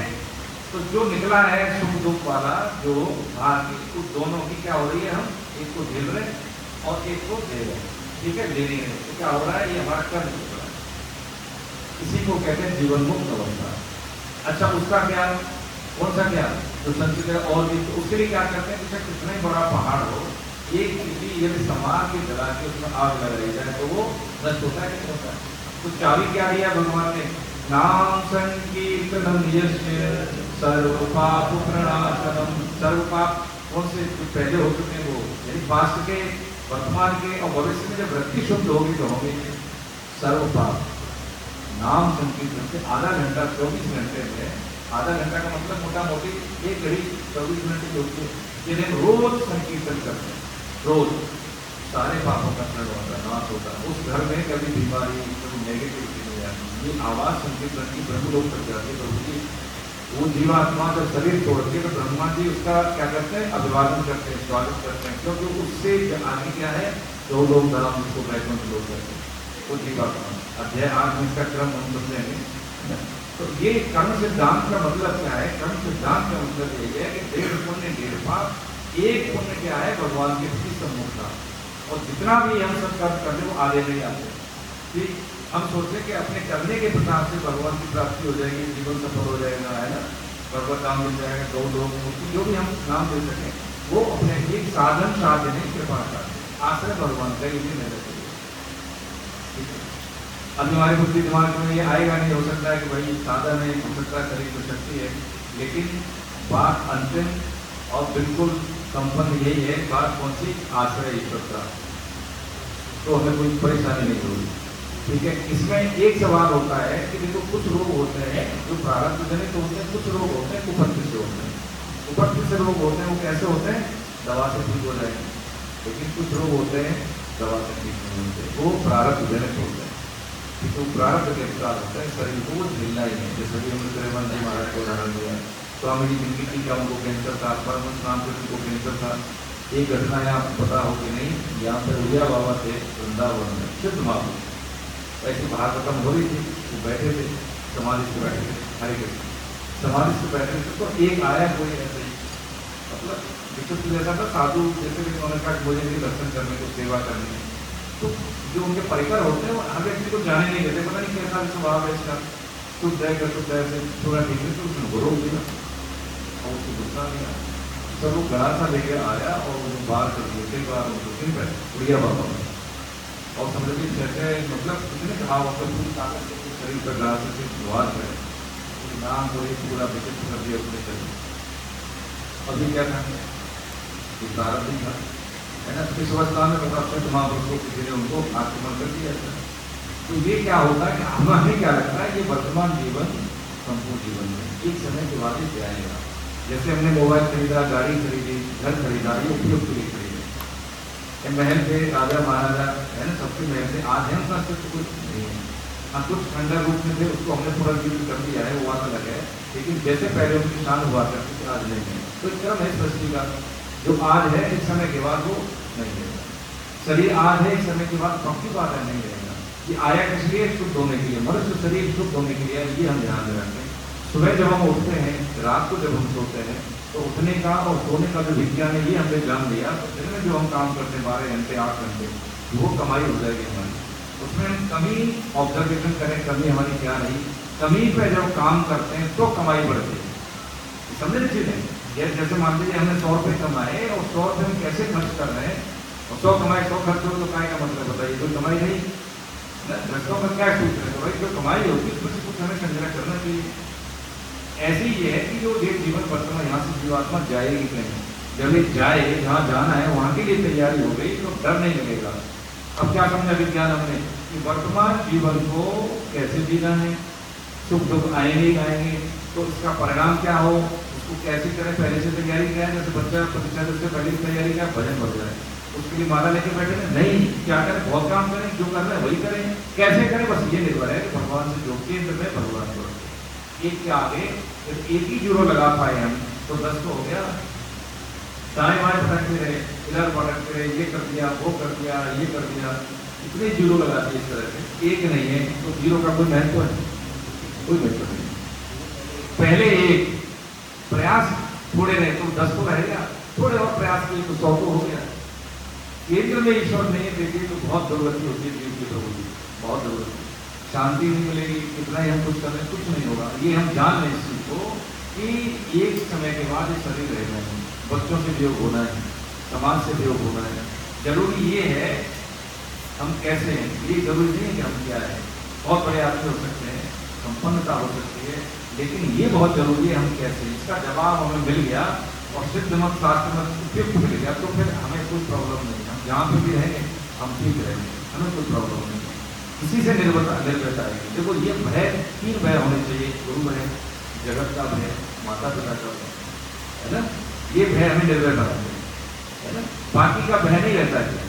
इन भय से युक्त हो जाते तो हम गलत करेंगे नहीं बिल्कुल, और इन भय से भी मुक्त हो गए तो फिर बड़ी बहुत बहुत परेशानी होगी, है ना। तो थ्योरी ऑफ कर्मा में हमने क्या समझा, ये समझा कि ये वर्तमान को हमें कैसे जीना है।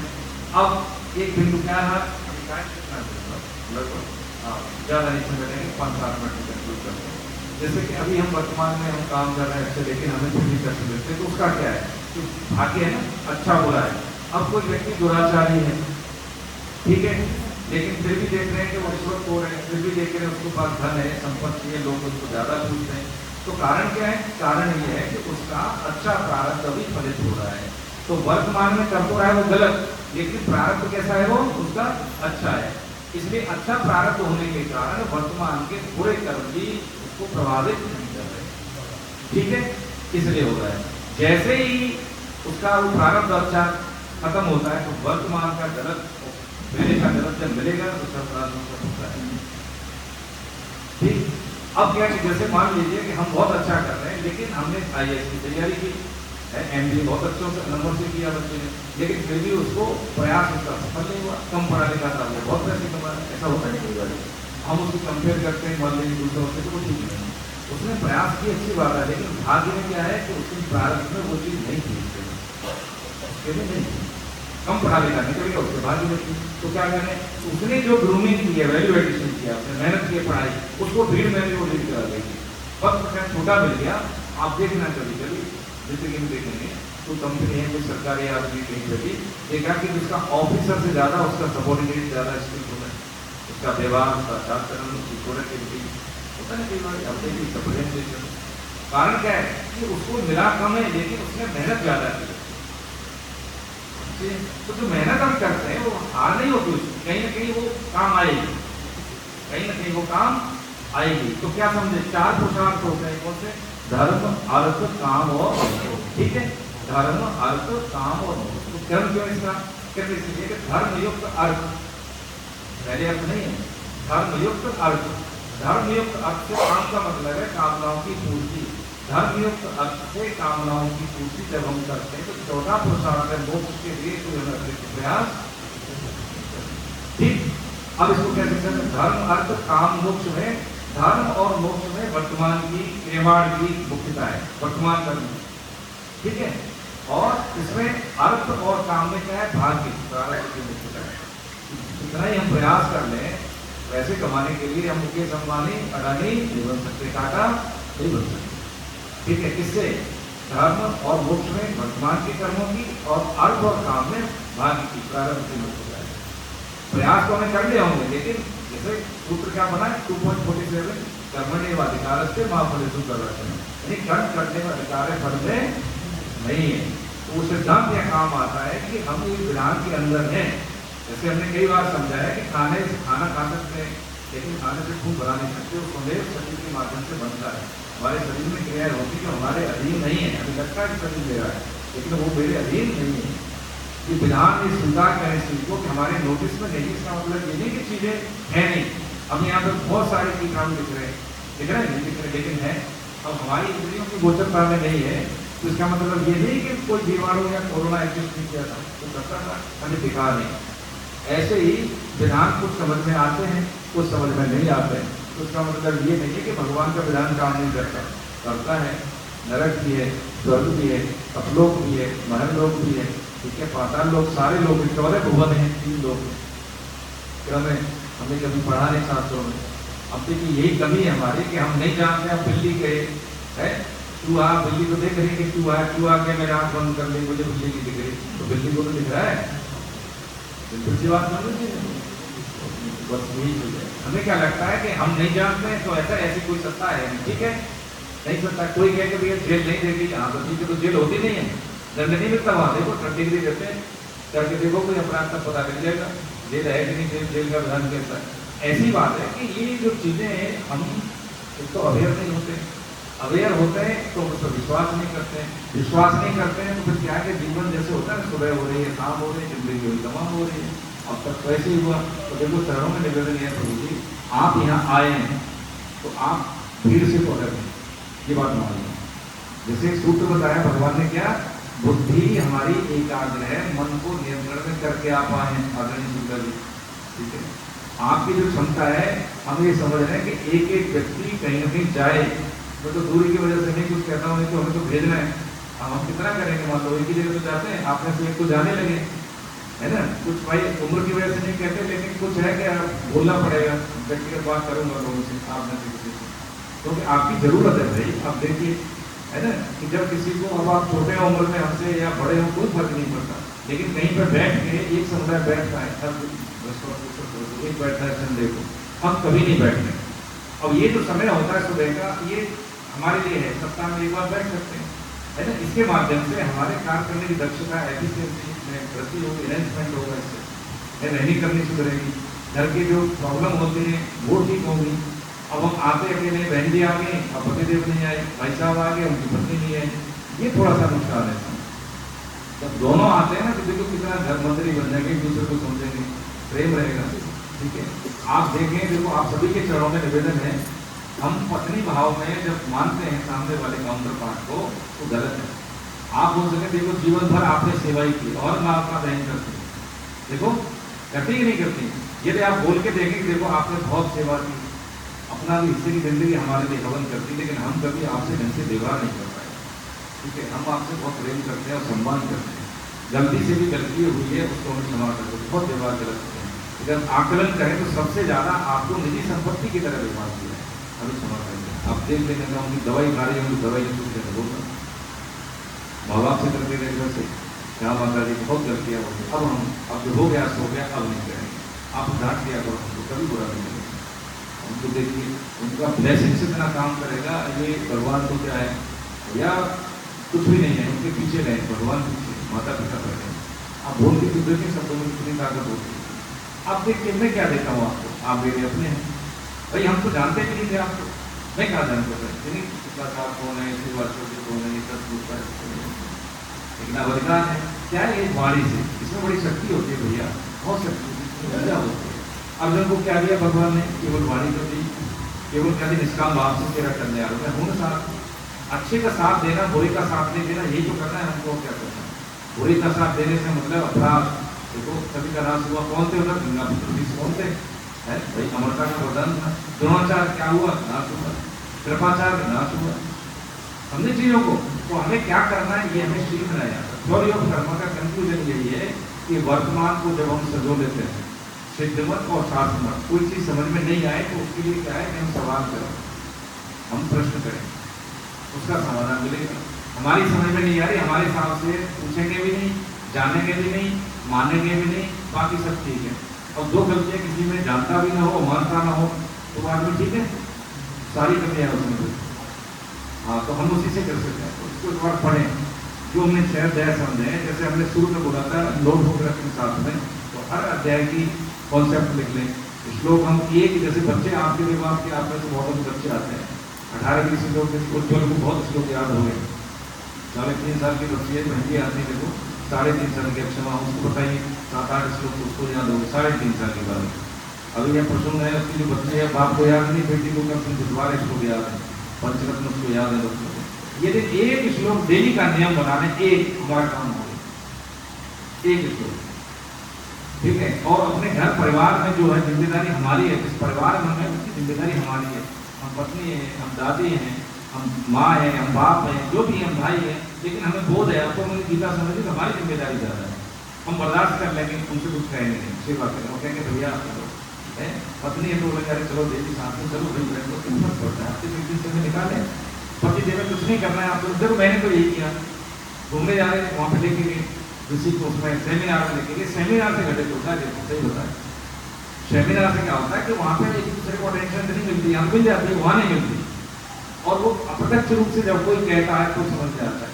मैं ऐसे लेके गया अपनी पत्नी मेरे साथ पहले घूमने के लिए, अरे कहाँ गीता गीता, अरे हमें आप घूमने 3 साल देखा लेकिन बच्चे को बैठने देते हैं, बिठा दिया। अब सेमिनार अब 10 बजे से घूमना था, ठीक है, तो हमने कहा तब तक देखो वहाँ पर हमारे दोस्त के लिए साथ, तो हमने उनका आश्रय लिया, मैंने फैमिली घूम रही थी घुमा रहे, हम तो मैंने सेमिनार में, जब तब तक आप बैठ लो भाई 1 घंटा ही। तो जैसे ही 1 घंटे की सेमिनार अटेंड की, आपने सेमिनार किया होगा तो देखने परिणाम क्या होता है, जैसा व्यक्ति एंट्री करता है ना वैसा वहाँ से वापस आता नहीं। देखो हमारी सब क्या गीता के नाम पर क्या होता है, बहुत सब्सक्राइब वेरीफाई करते हैं, ठीक है, तो उसमें क्या है लोग अरे 500 रुपये खर्च होंगे, 1200 खर्च होंगे, क्या उस समय हमारे यहाँ 5-5, 6-6 हज़ार आदमी होती है दूसरे से, एक व्यक्ति का 5,000 लगता है, होटल में रहेंगे, यहाँ तो 1200 लेते हैं, और जो एकोमोडेट करता है बाहर व्यक्ति उसको भी हम सब्सक्राइब रेट पे करते हैं। तो वो हमारी पत्नी का देखो मैं आपके चरणों में निवेदन करूँ, 9 बजे तक उसने, जैसे ही 9 बजे से 10 बजे तक का टाइम था, रोज खुलाना शुरू कर दिया उसने, और उसके बाद घूमने के लिए हमने 25 सेमिनार साथ किए अब तक, ठीक है, 25 साथ किए। अब उसमें कहीं नहीं कि अपनी तारीफ नहीं कर रहा हूँ, ये कह रहा हूँ धन हमें मिला है वैल्यूएडिशन के लिए भाई, ठीक है। अपने काउंटर पार्ट को सिखाएंगे नहीं है, लेके नहीं जाएंगे, हम दिखाएंगे नहीं कि भाई क्या है, माता पिता के बाद विवाह संस्कार हो जाता है तो पति का मतलब है स्वामी, उसको झेलना भी है, उसको ताड़ना भी देनी है, अगर मान लो कुछ गलत घटना हो रहा है, प्यार पूर्वक करना, क्योंकि ऐसा होगा देता आपको, ऐसा ठीक नहीं, कोई बात नहीं, उसकी गलती को माफ करके आगे बढ़े। दायित्व हमारा बनता है पति का, स्वामी ऐसे। अब बताओ, जिस घर में हम रहते हैं, जिसमें हमें सीखना है, जिसमें हमें स्वस्थ रहना है, उस घर में अगर पॉजिटिविटी नहीं है तो दवाई से भी स्वस्थ रहेगा आदमी? बताओ। प्रेम कोई क्रिएट बाहर से थोड़ी होता है, अंदर से होता है। ये मान लें हम बच्चों को, ये हमारा काम है। पत्नी से शुरू नहीं होता, ये हम सब बैठे ना, हम ऐसे शुरुआत करते हैं। और जो पतिदेव भी नहीं है उनके तुम्हें क्या करता, आपको लड़ी नहीं से माता है, लेकिन साथ में जाए। यहाँ भी जा पा रहे तो देखो सेमिनार में लेके, इसलिए समय समय हम सेमिनार करते हैं। अब बड़े स्तर पर कर रहे हैं। आपका जो लखनऊ है, देखो आपके घरों में निवेदन करें भैया, एक माता बहन आप सबसे कि आप बहुत बड़ा काम कर रहे हैं। ये काम मामूली नहीं है। आप ये मान लीजिए संसार में सबसे बड़ा काम क्या? अभयदान है। ये अभयदान है। व्यक्ति अपने जीवन से निर्भय हो जाता है। जब सारे काम कर लेता है, बाद पढ़ाई लिखाई के पूरा कंप्लीट, तो उसका कॉन्फिडेंस गजब का होता है। डर किसको लगता है? जिसने पढ़ाई नहीं की। मनुष्य शरीर होते हुए, बुद्धि होते हुए, विवेक होते हुए, संसाधन होते हुए हमने अपना कल्याण सुनिश्चित नहीं किया, इसलिए मृत्यु से भय लगता है। करके देख लें, आप जब संसाधन कर रहे होंगे, आप ऐसे मुझे मालूम है उनको डर नहीं लगा होगा। सारे सवाल हो गए, क्या जाना तो चले जाए, बैठ बैठ के कुछ फर्क नहीं पड़ता। ऐसा व्यक्ति बड़ा खतरनाक होता है। ऐसा व्यक्ति वो जब परफॉर्म करता है तो बिना किसी लाभ हानि के करता है। आज रहूंगा कल नहीं रहूंगा, होता है ना कई बार। जब कोई व्यक्ति, दो तरह के व्यक्ति खतरनाक होते हैं। एक तो क्या कि कुमति होता है, तो दूसरे को मार दे या क्या करे, कोई फर्क नहीं पड़ता। एक होता है सात्विक व्यक्ति, वो जानता है तो वो हमेशा ही दूसरे का हित ही करेगा। परफॉर्मेंस के लिए वो खतरनाक है, किसी के कष्ट देने के लिए वो खतरनाक नहीं। समझे चीजें? तो ये गीता के घर से बदलाव करना है हमें, घर से ही। ये हमारा सबका दायित्व है। तो गीता कोई मतलब नहीं है, गीता को हमें जीना है। गीता क्या है? जीवन जीना सिखाते हैं। घर से ही बदलाव करना है। समाज की उदाहरण की थोड़ी ले रखी है भाई। जो दायित्व है समाज का, वो समाज पहले तो मेरा घर का दायित्व है, वहां से हम शुरू करें। ठीक है, ये हम सबका दायित्व है कि उनको क्लास में लाएं। काउंटर पार्ट अगर नहीं आ रहे हैं, दोनों आए। यहाँ पर देखो जितने भी प्रबुद्धजन हैं जो हमारे, वो सब आते हैं। जो वैसे आता है माताएं आती हैं, लेकिन युवा लोग आते हैं। मुझे नहीं लगता है कि पत्नी साथ में कि नहीं है। छोटे बच्चे हो सकते हैं, ठीक है, यदा के नाम आ ही सकते हैं, ठीक है, या घर में डिस्कस कर सकते हैं, कोई जरूरी थोड़ी है। हम घर में पढ़ते थे, क्लास में नहीं जाते थे, सेमिनार में जाते थे, लेकिन जो हम पढ़ के आते थे वो हम संडे के दिन, सैटरडे संडे 2 दिन फ्राइडे वीक है, तो 2 घंटे हम बैठते थे साथ में। उनकी किताबें अलग है, मेरी किताबें अलग है, उनकी माला आसन अलग है, हमारा अलग है, उनके नोट्स अलग है, हमारे अलग है। ठीक है कि नहीं? सही है। तो ये क्या कोई सेवा है दायित्व का गृहस्थी का, लेकिन दोनों हम बराबर हैं। हम एक दूसरे की सेवा, तभी तो एक पूरक है। अब माता सीता, भगवान राम, श्री कृष्ण और रुक्मिणी, आप राधा देख लीजिए, चरित्र देख लीजिए, महापुरुषों में चरित्र देख लीजिए। परमहंस रामकृष्ण जो है, माता थी शारदा जी, बस ये कंक्लूड करते हैं। तो माता जी क्या है, वो खाना बनाते थे तो उसमें उनके रसोई में घुस जाते थे। तो कोई ज्यादा अच्छा घर नहीं था। संत महापुरुषों में कुछ कुटिया टाइप के होते हैं।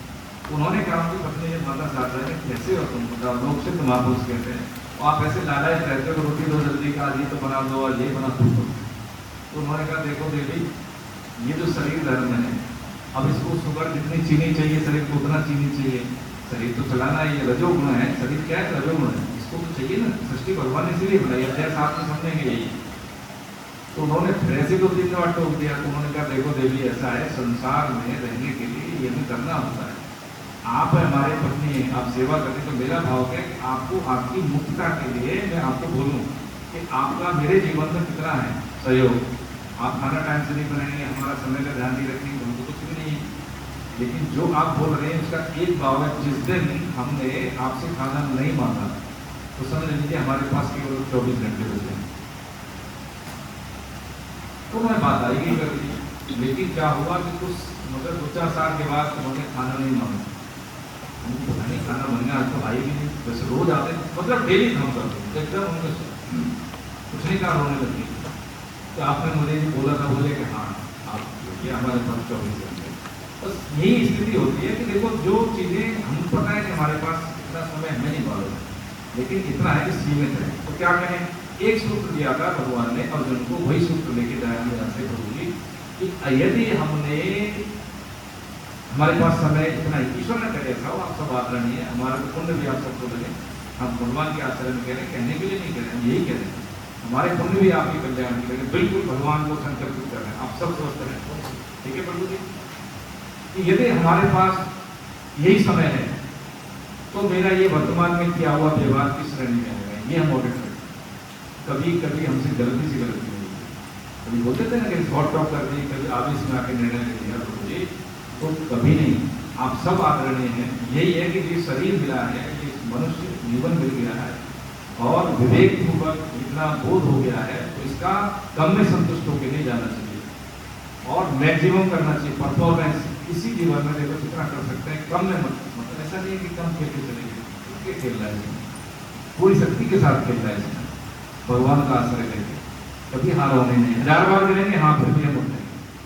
भाग्य के अधीन जीवन जीने के लिए हम आए नहीं हैं, बस इतना हम मानने जरूरी। इसमें कोई शंका हो तो बताएं।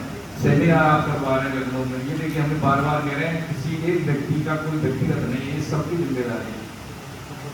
आपके कहने से अगर कोई चला जाता है, उसके जीवन में परिवर्तन आता है, आपको अपने कल्याण की चिंता नहीं करनी। ये रॉयल्टी है, यही स्वार्थ कहेंगे तो यही हमारा स्वार्थ है कि मान लीजिए शाश्वत आ गया है, प्रसून आ गया, अभिषेक आ गए, माताएं बहनें आ गई, ये भाऊजी आ गए और इनके होने से इनके घर में तरक्की हो रही है, इनका पोता जो है संभल गया, पत्नी है, माता जी है, बहू है, वो इन्होंने समझा दी, हमारा काम हो गया। एक व्यक्ति ने कितने में बदलाव ला दिया एक परिवार में। आप में से इतने पढ़े लिखे लोग हैं, इतने व्यवसायी लोग हैं, भैया देवर जी, ये तो हमारे उनकी सबसे ब्रांड है, कितने लोगों से संपर्क में आते हैं। यदि ये व्यवहार में ऐसा मूलभूत परिवर्तन ला है कि दूसरे को ये एक वाणी से परिवर्तन आ सकते हैं, उसके लिए पैसा थोड़ी खर्च होता है भाई, शब्दों में काहे की कंजूसी। ये मानसिक सेवा यही है। मानसिक सेवा ये कि भगवान जो मेरे पुण्य भी आप सभी को अर्पित करते हैं, हाँ मैं संकल्प करता हूँ, ठीक है, मानसिक सेवा हो गई। शारीरिक सेवा सीमित होती है, मानसिक सेवा असीमित हो जाती है। एक होती है कौन सी, जो होता है कारण शरीर, हम अध्याय 13 में पढ़ेंगे, उससे भी सेवा कैसे होती है। ये मानसिक सेवा की एक होती है कि जो भी मैंने तप किया है ना, जो भी पुण्य कर्म किए हैं, तो जब भगवान राम जा रहे हैं लास्ट में, वो बोलते हैं सर्वंग ऋषि, तो कहते हैं ना कि राम मेरा तो समय हो गया, आप ही का इंतजार कर रहा था, तो मैंने जो उच्च लोग प्राप्त किए तब से जो शक्तियां हैं, आपको युद्ध करना पड़ेगा, आप मेरे से ले लो। उन्होंने नहीं लिया, उन्होंने नहीं लिया, है ना। उन्होंने कहा कि मैं जो आते हैं संतों के पास कुछ मांगने के लिए, कुछ चोर है, मुझे तो वो आशीर्वाद दीजिए कि मैं अपनी सामर्थ्य से उसको अर्जित करूँ, समझ चीजों। लेकिन ऐसा कुछ दे रहे हैं तो इसका मतलब खाली नहीं हो जाएंगे, यानी अपने तप का भी प्रभाव दूसरों के हित में दे देना, ये कारण शरीर से सेवा होगी। 3 शरीर होते हैं, वहीं पर तीनों शरीरों से संबंध विच्छेद हो जाता है। हमारा तो स्थूल शरीर नहीं रहता ना, क्या जाता है उदान वायु से, सूक्ष्म और कारण शरीर एक शरीर से दूसरे शरीर में जाता है। लेकिन हमने दोनों शरीरों के परिणाम, दोनों शरीरों में जो कर्ज था वो दे दिया, तो फिर शरीर मिलते ही नहीं।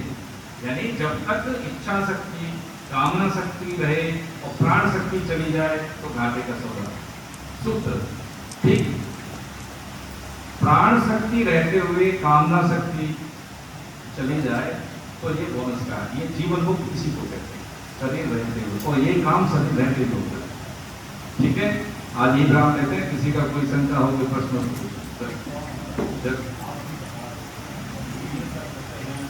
झाड़ू करते हैं, सफाई करते हैं, तो कीड़े मकोड़े मर जाते हैं।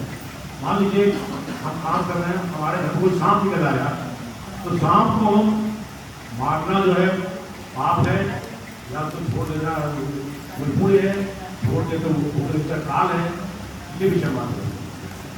सर उसमें ये है कि देखो सांप मारना तो कभी उचित नहीं, जैसे मच्छर के होते हैं तो हम कोई इंस्ट्रूमेंट लाते हैं, मारना नहीं चाहिए। सावधानी ये है कि हम मच्छरदानी लगा लें, सांप आ गया तो निकालने की चेष्टा करें, निकल जाते हैं, मारना नहीं चाहिए, मारना नहीं चाहिए ना। सांप भी सब तरह के होते हैं, किसी को जैसे पानी का सांप होता है, विष नहीं होता, तो जहरीले सांप होते हैं, तो वो सांप को जितना हमें डर लगता है उसको भी डर लगता है। हाँ, बरसात के इस सीजन में क्या होता है, बहुत सांप निकलते हैं, क्योंकि वो बारिश का पानी भर जाता है ना बिलों में, सांप अपने बिल नहीं खोलता, वो दूसरों के जैसे होते हैं चूहा वो ऐसे बिलों में वो वास करता है, अपना उसका घर नहीं होता। सांप और केंचुए किसान के मित्र कहे जाते हैं, क्योंकि जमीन को उर्वरा शक्ति प्रदान करता है सांप और केंचुए। मारना नहीं चाहिए, सृष्टि का संतुलन होता है और पाप भी हमें लगता है। ठीक है, हरे कृष्ण।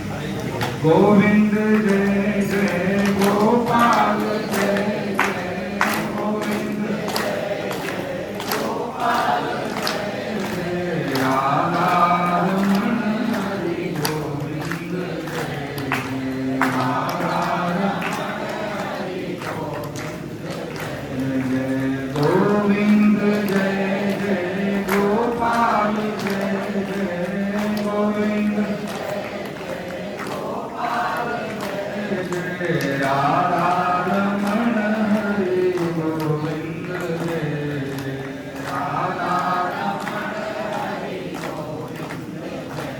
श्री राधा रमण हरि गोविंद जय जय।